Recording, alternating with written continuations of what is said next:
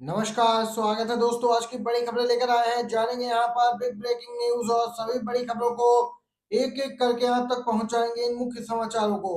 जी हाँ दोस्तों, आप लोग बने रहिए साथ में। और अगर आप चैनल पर नए हैं तो आपसे रिक्वेस्ट है, चैनल को सब्सक्राइब करके घंटी के आइकन को जरूर दबाइएगा। दोस्तों, पहली बड़ी खबर आपको बताते चले, इस समय की एक ताजा बड़ी अपडेट अभी अभी निकल के आ रही है।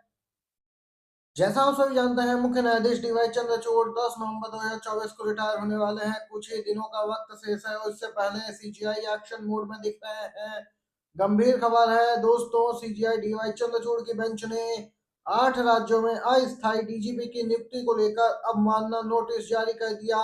21 अक्टूबर तक इन राज्यों से जवाब मांगा गया, जबकि सीजीआई 10 नवंबर को सेवानिवृत्त होने वाले हैं। इस समय झारखंड, खंड, उत्तर प्रदेश, आंध्र प्रदेश, तेलंगाना, पंजाब, बिहार, राजस्थान, पश्चिम बंगाल में अस्थायी डीजीपी हैं। झारखंड में तो चुनाव आयोग ही डीजीपी बदल देगा, बाकी के राज्य यहाँ पे देख सकते हैं दोस्तों, इस समय आप मानना की नोटिस का सामना करेंगे। ये ताजा अपडेट निकल के आई है।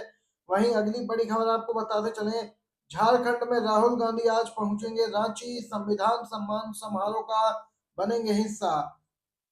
दोस्तों, चुनाव प्रचार अभियान की शुरुआत करने जा रहे हैं राहुल गांधी। झारखंड में, महाराष्ट्र में पहले ही यहाँ इस प्रकार की सभा हो चुकी है। संविधान सम्मान समारोह यहाँ पर भी आयोजित होगा। यहाँ पर दोस्तों राहुल गांधी इसे संबोधित करेंगे समारोह को। और आपको बताते चले, झारखंड के पड़ोसी राज्य बिहार से आ रही है बड़ी खबर। जी हाँ दोस्तों, गया में यहाँ पे शुक्रवार की रात प्रशांत किशोर ने जन स्वराज पार्टी की एक बैठक बुलाई थी, जिसमें जमकर बवाल हो गया।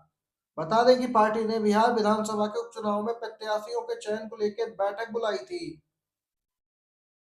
इसी दौरान कैंडिडेट के नाम को लेकर वहां मौजूद कार्यकर्ता भड़क गए, हंगामा शुरू कर दिया। दरअसल पीके ने गया के बेलागंज विधानसभा से मुस्लिम प्रत्याशी को उपचुनाव में टिकट देने का ऐलान किया था पार्टी की ओर से। इसे लेकर प्रेस कॉन्फ्रेंस की जा रही थी, लेकिन मुस्लिम समुदाय से ताल्लुक रखने वाले दो उम्मीदवारों के समर्थक अपने अपने नेता के समर्थन में जमकर नारेबाजी करने लगे। दोस्तों देख सकते हैं, प्रशांत किशोर मंच से कहते ही रह गए, ऐसा मत कीजिए, हम दबाव में काम नहीं करते। लेकिन यहाँ पे हंगामा जबरदस्त तरीके से बढ़ता गया, जिसके बाद लोगों द्वारा तोड़फोड़ शुरू कर दी गई। जिसको जो मिला उसी ने उसे तोड़फोड़ करने लगा। हंगामा कर रहे लोग कुर्सियां भी उछालने लगे। ये ताजा अपडेट निकल के आई है।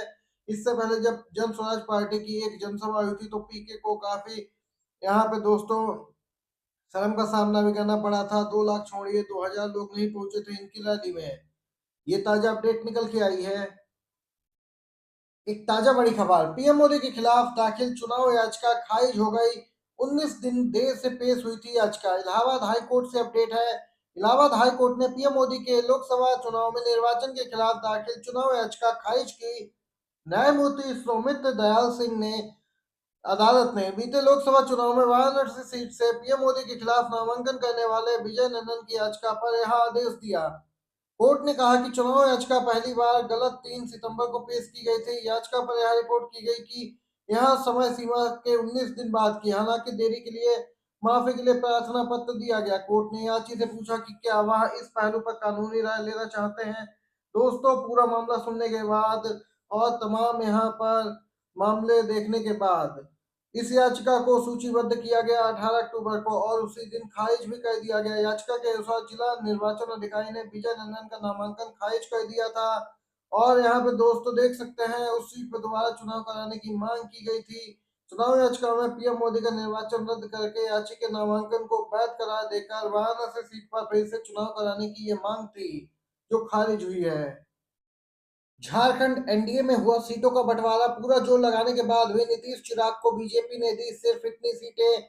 चुनावी समय के लिए तैयार हो चुके झारखंड में एनडीए ने सीटों का बंटवारा फाइनल कर लिया। 81 विधानसभा सीटों में से 68 बीजेपी, आजसू 10, जेडीयू 2 और एलजेपी रामविलास पासवान एक सीट पर चुनावी मैदान में उतरेगी। बीते कई महीनों से झारखंड में चुनाव लड़ने के लिए जेडीयू और एलजेपी भी तैयारी कर रहे थे, लेकिन उन्हें काफी कम सीटें दी गई। झारखंड में 2 चरणों में 13-20 नवंबर को वोटिंग होनी है। 23 को महाराष्ट्र के साथ ही यहाँ भी वोटों की गिनती की जाएगी। देख सकते हैं, जेडीयू को मात्र यहाँ पे दोस्तों 2 सीटें दी गई हैं और चिराग पासवान को 1 सीट पर ही संतोष करना पड़ा है। ये ताजा अपडेट निकल के आई है। जम्मू कश्मीर में क्या वापस लौटेगा 370 प्रस्ताव पर कैबिनेट की मंजूरी। जम्मू कश्मीर में नई सरकार बनने के बाद यहां अनुच्छेद 370 वापस लागू करने की कवायद शुरू कर दी गई। दरअसल 16 अक्टूबर को नेशनल कॉन्फ्रेंस नेता उमर अब्दुल्ला ने यहां सीएम पद की शपथ ली, जिसके बाद 17 अक्टूबर को कैबिनेट की बैठक हुई।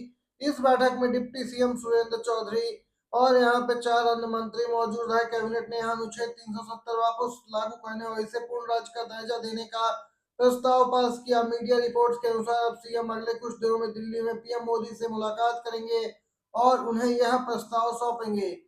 दोस्तों देख सकते हैं यहाँ पे केंद्र सरकार ने 2019 में ही जम्मू कश्मीर का पूर्ण राज्य का दर्जा खत्म किया था और इसे 2 केंद्र शासित प्रदेश जम्मू कश्मीर लद्दाख में बांट दिया था। ये अपडेट निकल के आई है।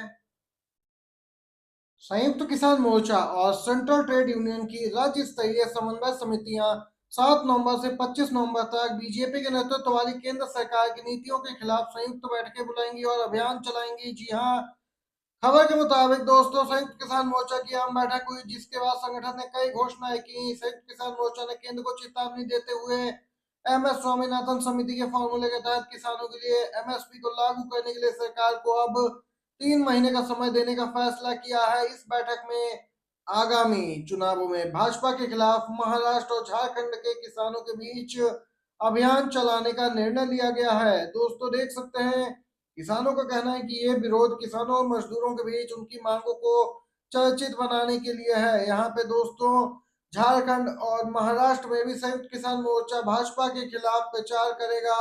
ये ताजा अपडेट निकल के आई है। बीजेपी की मुश्किलें लगातार बढ़ती हुई जा रही हैं दोनों राज्यों में, जहां पर विधानसभा चुनाव होने वाले हैं। जम्मू कश्मीर में 5 मनोनीत विधायकों के मामले में 21 अक्टूबर को सुनवाई है। जम्मू कश्मीर विधानसभा में उपराज्यपाल की ओर से 5 विधायक मनोनीत करने के खिलाफ दायर याचिका पर बीते दिन हाई कोर्ट की खंडपीठ यहाँ पे दोस्तों विचार विमर्श किया। अब अपडेट आई है कि 21 अक्टूबर को सुनवाई करेगी। कांग्रेस की मांग है कि 5 विधायकों का नामांकन चुनी हुई सरकार करे। इस संदर्भ में कांग्रेस ने सुप्रीम कोर्ट में याचिका दायर की थी। सुप्रीम कोर्ट ने कांग्रेस को पहले हाई कोर्ट में जाने को कहा। कांग्रेस प्रवक्ता रविंद्र शर्मा की याचिका पे हाई कोर्ट ने सुनवाई करने पे सहमति जता दी। उन्होंने कहा कि हाई कोर्ट में नामांकन के खिलाफ दलील रखेंगे। रविंद्र शर्मा ने कहा कि जम्मू कश्मीर हाई कोर्ट के चीफ जस्टिस ने मामले की सुनवाई के लिए विशेष खंडपीठ गठित की है। दोस्तों देख सकते हैं यहाँ पर ये ताजा अपडेट निकल के आई है। 5 जो मनोनीत सदस्य होंगे वह राज्यपाल चुनेंगे। इस प्रकार का यहाँ पे नियम बनाया गया था, लेकिन इसे चुनौती दी गई है। इस पर स्टे मांगा गया और कहा कि राज्य सरकार ही यहाँ पे इनका चुनाव करे। ये दोस्तों थी सभी बड़ी खबरें, इस समय के मुख्य समाचार थे। वीडियो आपको अच्छा लगा हो तो लाइक कीजिएगा, शेयर कीजिएगा अपने दोस्तों के साथ भी। धन्यवाद।